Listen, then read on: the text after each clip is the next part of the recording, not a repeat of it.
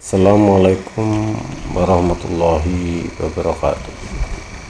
Selamat sejahtera untuk anak-anak sekalian kelas 9A sampai 9I.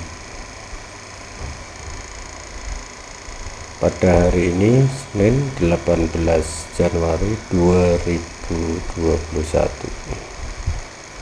kita akan melanjutkan pelajaran yang kemarin di minggu 1 dan minggu 2, bahwa kita akan melajari keberagaman masyarakat Indonesia dalam bingkai Bhinneka Tunggal Ika dan juga penerapan Pancasila.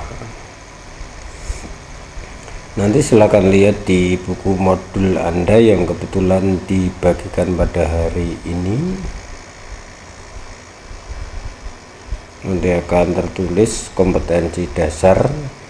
Yang pertama adalah memahami perbedaan baik dan buruk dalam bertutur kata, berperilaku, bersikap sesuai dengan nilai-nilai Pancasila. Saya ulang, memahami perbedaan baik buruk dalam bertutur kata, berperilaku, dan bersikap sesuai dengan nilai-nilai Pancasila. Yang kode kedua, menyaji sikap, tutur kata, dan perilaku baik, perilaku yang baik sesuai dengan nilai dan moral Pancasila dalam kehidupan sehari-hari di masyarakat, bangsa, dan negara. Oleh karena itu kita perlu mengerti sebenarnya apa sih itu, dari pengertian-pengertian umum mengenai baik, buruk, bertutur kata, bersikap, dan perilaku. Yang dimaksud dengan baik adalah segala sesuatu yang sesuai dengan norma agama, norma kesusilaan, norma kesopanan, dan norma hukum. Jadi baik ini ukurannya jelas, tapi tolong dipahami juga, kadang baik untuk seseorang belum tentu baik untuk orang lain. Ada yang baik untuk ukuran umum dan ada yang baik untuk ukuran khusus. Maksudnya baik untuk ukuran khusus, misalnya agama satu mengenai Tuhan mungkin berbeda dengan agama yang lain, padahal untuk skup yang lebih khusus, agama A ya benar, agama B ya benar, agama C ya benar, agama D ya benar, agama E ya benar, tapi benar menurut keyakinan mereka atau menurut agama masing-masing. Itu dalam skup benar khusus. Terus contoh lain, baik untuk Anda tapi belum tentu baik untuk Pak Gadot. Misalnya Anda main game itu menurut Anda itu baik sekali buat Anda, tapi menurut Pak Gadot main game itu perbuatan sia-sia, misalnya seperti itu. Namun bukan saya melarang untuk main game loh ya, boleh, itu juga ajang kreativitas, melatih kecerdasan otak. Hanya porsinya atau ukurannya atau waktunya disesuaikan atau diatur yang sesuai, jangan berlebih-lebihan. Seperti orang makan itu ya bagus, kalau makannya berlebihan ya nanti sakit perut, misalnya seperti itu. Kemudian yang buruk, segala sesuatu yang tidak sesuai dengan norma agama, norma kesusilaan, kesopanan, dan hukum. Ini sebaliknya dari baik tadi, baik lawannya buruk, buruk lawannya baik gitu. Jadi semua hal yang tidak sesuai itu berarti tidak baik, tapi ini jangan, yang khusus tadi jangan dicampur adukkan juga. Jadi keyakinan yang bukannya dengan hak asasi, ada yang privasi, itu masing-masing ukurannya berbeda-beda. Termasuk saya beri contoh lagi, misalnya ada satu keluarga itu yang badannya kurus, ada yang gemuk, ada yang tinggi, ada yang agak rendah. Dan nanti kalau bajunya sama juga nggak bagus. Nah, itu baiknya menurut ukuran masing-masing. Selanjutnya, bertutur kata itu perkataan yang diucapkan seseorang, perkataan yang diucapkan seseorang. Bersikap, berbuat sesuatu, peduli, tidak peduli, cuek dan sebagainya. Berperilaku, tanggapan reaksi seorang terhadap sesuatu. Kalau berperilaku itu tanggapan terhadap reaksi sesuatu. Oh, zamannya milenial, modern lah, berperilaku konsumtif. Ya, konsumtif itu apa? Suka belanja, apa saja dibeli. Kadang-kadang yang tidak perlu pun dibeli hanya demi gengsi. Oleh karena itu yang lebih bijak adalah kita harus mensikapi boleh membeli sesuatu kalau diperlukan. Kita jangan terbawa gengsi secara umum, dan kita harus lihat juga kemampuan dan kebutuhan. Kalau menuruti keinginan itu tidak ada batasnya, tapi yang bagus adalah sesuai dengan yang dibutuhkan. Saya beri contoh yang lebih real lagi, mungkin sudah saya sampaikan di kelas 7. Kalau adik Anda yang TK atau playgroup itu kalau sehari diberi uang 1 juta gitu, kira-kira seminggu saja sudah stres itu, bingung mau membelanjakan untuk apa itu. Bisa-bisa penjualnya dibeli gitu. Berbeda dengan uang 1 juta untuk Pak Gatot 5 menit dihabiskan bisa. Tapi untuk ukuran anak kecil 1 juta itu sangat banyak. Dia bingung beli hanya berapa ribu, kok masih banyak sekali. Satu hari mungkin masih nggak begitu, tapi nanti 1 minggu 2 minggu bahkan 1 bulan bisa gila nanti, karena belum porsinya. Jadi segala sesuatu itu harus adil.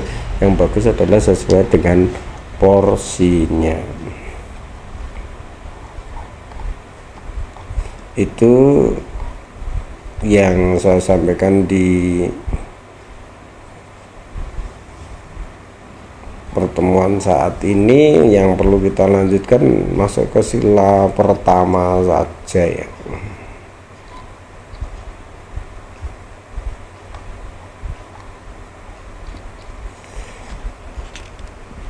Sila ketuhanan yang Maha Esa, butir yang pertama, bangsa Indonesia menyatakan kepercayaan dan ketakwaan terhadap Tuhan yang Maha Esa. Contohnya, mempunyai dan meyakini suatu agama dengan menjalankan perintah dan menjauhi larangan sesuai dengan norma agama yang dianut. Jadi ini adalah takwa. Jadi bangsa Indonesia itu menyatakan percaya tentang kepada Tuhan Yang Maha Esa. Di skop pribadi harus meyakini dan menjalankan perintahnya dan menjauhi larangannya. Dan di skop kenegaraan pun bahwa negara berdasarkan ketuhanan Yang Maha Esa itu di dalam undang-undang maupun dalam peraturan perundang-undangan yang lain. Bahkan di pengadilan pun nanti ada demi keadilan berdasarkan ketuhanan Yang Maha Esa. Ini sangat luar biasa. Mungkin di luar negeri tidak menggunakan itu gitu. Tapi kita mengadili adalah berdasarkan ketuhanan Yang Maha Esa. Dan segala sesuatu, acara apapun pasti ada berdoa. Berarti mohon kekuatan, kemampuan dan keberhasilan dan keselamatan supaya apa yang kita lakukan diberkahi dan diberi kesuksesan. Butir yang kedua, manusia Indonesia percaya dan takwa kepada Tuhan Yang Maha Esa sesuai dengan agama dan kepercayaan masing-masing menurut dasar kemanusiaan yang adil dan beradab. Contohnya dalam menjalankan perintah dan menjauhi larangan sesuai dengan norma agama yang dianutnya, serta tidak mengganggu penganut agama yang lain. Jadi kita dalam menjalankan keimanan kita atau ibadah kita itu tidak melakukan perbuatan yang mengganggu, menghambat, atau bahkan melarang dari agama yang lain. Bagimu agamamu, bagiku agamaku. Bagimu Tuhanmu, bagiku Tuhanku. Jadi ini toleransi. Kemudian yang ketiga, mengembangkan sikap hormat menghormati dan bekerja sama antara pemeluk agama dan penganut kepercayaan yang berbeda-beda terhadap Tuhan yang Maha Esa.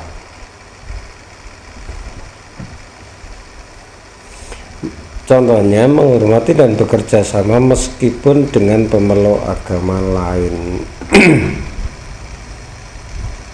Ya, ini sudah di media massa sudah bertahun-tahun, misalnya perayaan Natal, ada yang dari pihak pemuda Muhammadiyah atau pemuda NU atau ormas Islam lainnya menjaga keamanan. Atau di Bali juga sama, misalnya ada perayaan agama Hindu, yang lain pun partisipasi dengan ikut menjalankan larangannya, maksudnya untuk menghormati ya, misalnya tidak boleh menyalakan lampu, nyepi itu.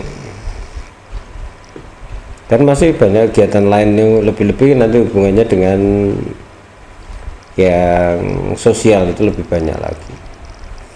Keempat, membina kerukunan hidup di antara sama umat beragama dan kepercayaan terhadap Tuhan Yang Maha Esa. Membina kerukunan hidup.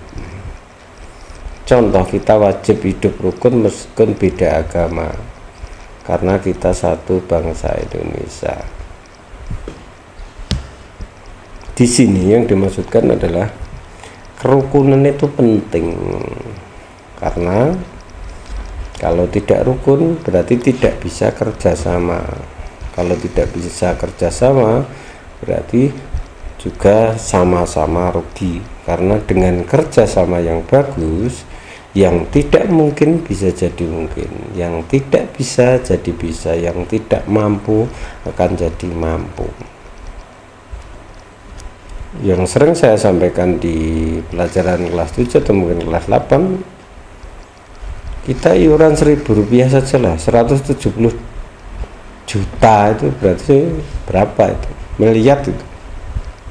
1.000 saja berarti 170.000 tambah nolnya 3 berarti 170 miliar itu. Kalau bisa dikumpulkan dalam 1 bulan sudah untuk membangun sekolah sudah banyak sekali itu. Misalnya seperti itu. Termasuk pajak ataupun kewajiban warga negara yang lain yang digunakan dalam APBN itu adalah wujud kerukunan bangsa, walaupun itu sifatnya wajib, karena pajak itu kewajiban warga negara. Tapi ada juga yang misalnya sosial, nanti karena kerjasama almarhum Didi Kempot itu menyelenggarakan pengumpulan dana dalam satu malam bisa miliar, misalnya seperti itu, karena itu kerukunan. 5. Mengembangkan sikap saling menghormati kebebasan menjalankan ibadah sesuai dengan agama dan kepercayaan masing-masing. Saling menghormati, contohnya saling menghormati ketika terdapat pemeluk agama lain yang sedang menjalankan ibadah. Toleransi lagi. Jadi yang beragama non Islam misalnya pas waktunya sholat, ya mungkin kita izinkan untuk menjalankan ibadahnya. Kalau ada musola atau masjid di dekatnya ya diberitahukan. Kalau terpaksa jauh ya mungkin kita beritahu pinjem tikar atau apa yang tempatnya yang bersih untuk menjalankan ibadah. Dan jangan mengajak kita untuk bermain. Kita lanjutkan. 6. Agama dan kepercayaan terhadap Tuhan Yang Maha Esa merupakan masalah yang menyangkut hubungan pribadi manusia dengan Tuhan Yang Maha Esa. Jadi contohnya setiap manusia bebas menganut agama yang sudah disahkan pemerintah. Dulu di kelas 7 juga sudah saya sampaikan bahwa Anda adalah bebas untuk memeluk agama apapun, bebas. Namun kalau sudah masuk Anda akan terikat aturan di dalamnya. Sama seperti memilih sekolah, Anda memilih sekolah sampai mana saja boleh, atau nanti karena Anda kelas 9 SMA mana, SMK mana saja boleh, bebas. Tapi setelah masuk memenuhi syarat ya akan terikat oleh aturan di sekolah itu.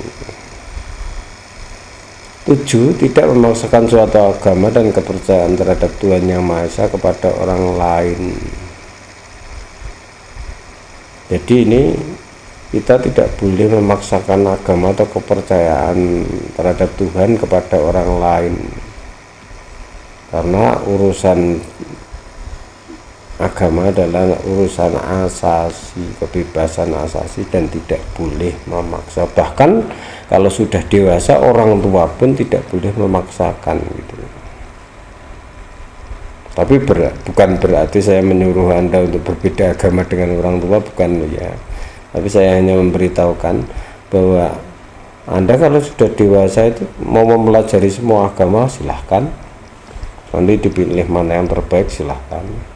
Tapi juga mempelajari yang benar, jangan baru sepotong-sepotong terus kemudian hari ini agama A, terus minggu depan agama B, minggu depan agama C, nanti dikira orang yang tidak punya pendirian, bahkan dicurigai negara, bisa-bisa sebagai orang yang tidak bertanggung jawab.